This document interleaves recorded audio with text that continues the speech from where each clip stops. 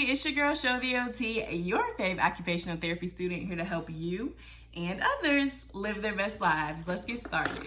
Hey y'all, welcome back to another video. I am so excited to be back. No, last week did not post, so sorry about that. Y'all, this is where we are a family, okay? So y'all need to call me out. Last week, I didn't even realize I didn't post a video. I was like, I feel like I forgot to do something this week and I forgot to post a video. So y'all need to blow up my comment section when y'all don't see me post, okay? Y'all need to be like, where are you at? What are you doing? You need to post, because I'm really trying to take YouTube like really seriously. I'm trying to make this a priority. So y'all deserve videos. So when y'all see me slacking, y'all better call me out. You better be like, SHOtheOT, get your butt on YouTube, get your butt in this seat and make a video, okay?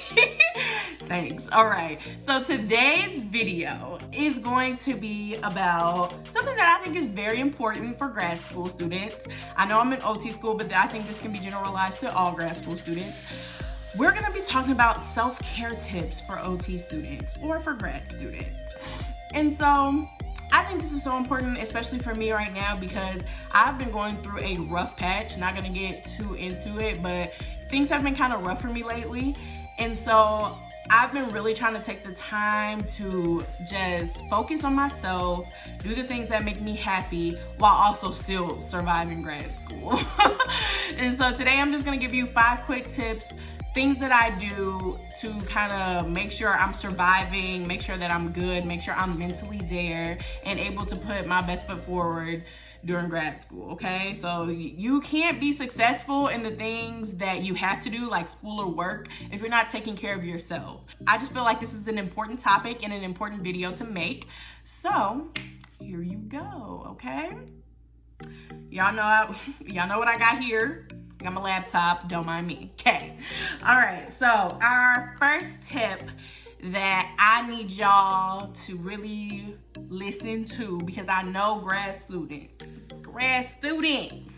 y'all don't do this, okay? And y'all need to start doing this. Y'all need to get some sleep, okay? You need to get some sleep. Y'all can't function off of 3-4 hours of sleep. You cannot do it. If you can, anybody who knows me, y'all know I take my sleep seriously, okay?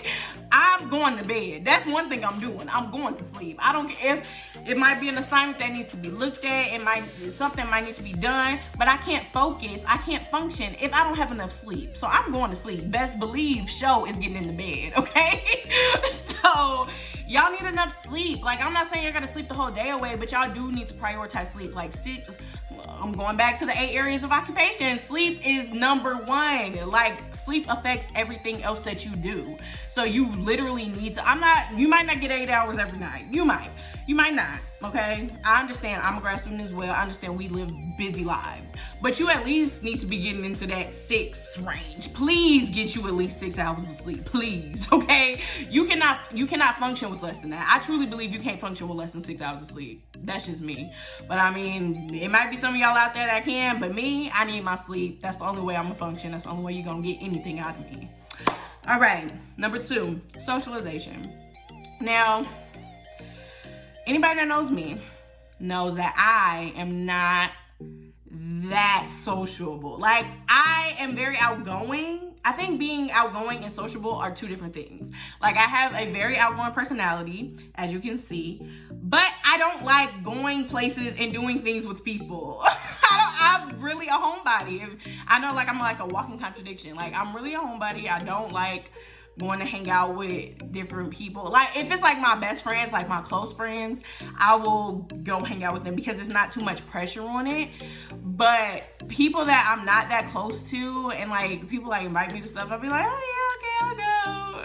And then don't go because I just don't like socializing like that. Like, I don't know, it just be too much pressure on me and I just don't like it.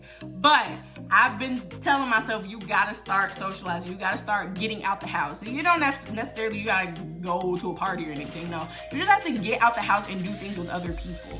Because I've noticed that when I seclude myself for long periods of time and I just don't talk to people and I'm not around people, my mood gets really low and I just get really down.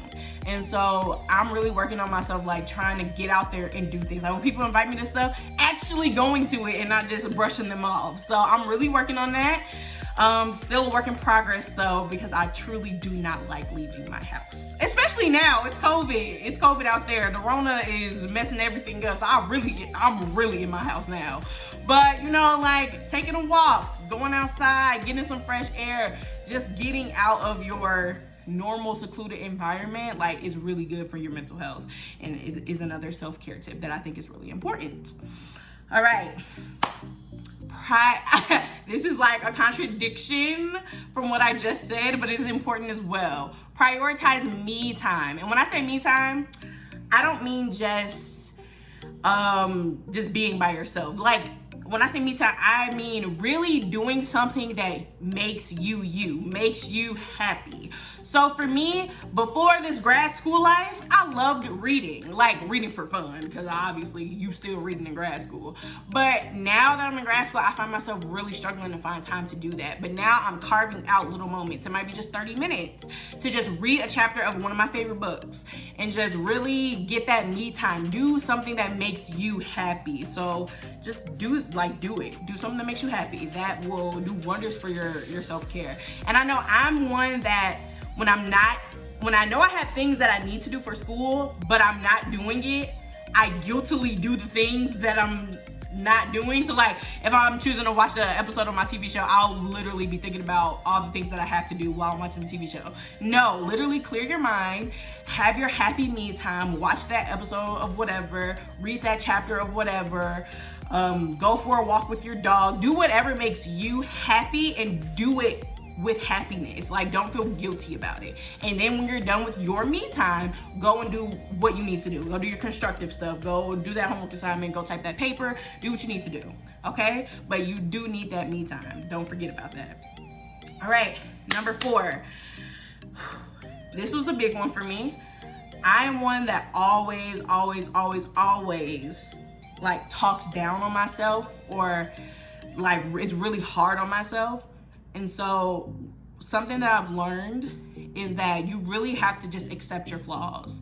So being in grad school, I feel like we all we nitpick, we want everything to be perfect. And so we might get stuff taken off sometimes, like points taken off or whatever. But I think we really just have to accept that. Like, okay, I did something wrong. Let's learn from it. Don't really just talk down on yourself. Like, lift yourself up. Like, okay, like, you did this wrong. Next time you'll fix it and you'll do it better. It's a problem for me. Like, I really do talk bad about myself a lot. Like, I literally call myself so many terrible things in my brain, or even verbally out loud. And if you're trying to say you don't talk to yourself, you lying. Everybody talk to themselves. I talk to myself all the time, so. But anyways, so just lift yourself up verbally, not just like feel it. Like, sometimes you really have to tell yourself, like, you are bomb.com, okay? Like, you might have got some points off on that assignment, but you are an intelligent individual and you will do better on the next assignment. Like, you just have to tell yourself these things, because sometimes when you just constantly talk down on yourself, you internally start to believe it, and it affects your moods and your mental state. And so I think that's super important for like self-care tips for grad students. Lastly, I have this problem all the time, and I truly need to work on it. You need to ask for help. Like, when you're struggling and you just feel like you're drowning underwater on all the assignments, on all your responsibilities, you need to ask for help. Like, the people around you are around you for a reason. They love you. They care about you. Ask them for help. Like, if you freaking got 20 assignments and you gotta go to work, but your kitchen look a hot mess, or you need laundry done, like, ask a friend, like, ask somebody, like, hey, like, I know this is like random, but like, would you mind coming over my house, and while I do homework, can you fold my laundry? And I know that probably sounds like so crazy or so insane to ask somebody to fold your laundry, but just imagine how that would make you feel. Like, if you asked that person and they said, of course, I got you, came over and did your laundry, you got to be productive, your laundry got done, and now you feel like you honestly, like, that relationship with that person that you just asked is gonna grow so much, because you know that you can call on them. Like, you know that you can ask them for help when you need it, you know? And so, like, stuff like that it just makes you feel good. But also, if you're gonna ask for help, you also gotta be a person that is going to be willing to help others. So when that person calls you when they're stressed, you need to be able to help them as well. It's like a two-way street. You just can't be asking people to do your laundry and then they ask you to wash their car or something. Okay, I don't know why I said wash your car, but they ask you to do something and you don't do it, now they're looking at you sideways. You're not getting stuff done anymore. Okay? But no, yes, like you have to be that person that you want others to be to you, basically. All right, y'all, that was a quick little video about, you know, all those self-care tips that are so important for grad students. Like, we need to take care of ourselves. Like, yes, that degree that we're trying to get is important to us. That's probably the main thing on our list. But we have to remember that we can't function, we can't be productive, we can't be successful if we're not mentally there. So we have to take care of ourselves. So yes, those are the 5 self-care tips that I have for you. Please like, comment, and subscribe, and I will see you in my next video. Bye, guys.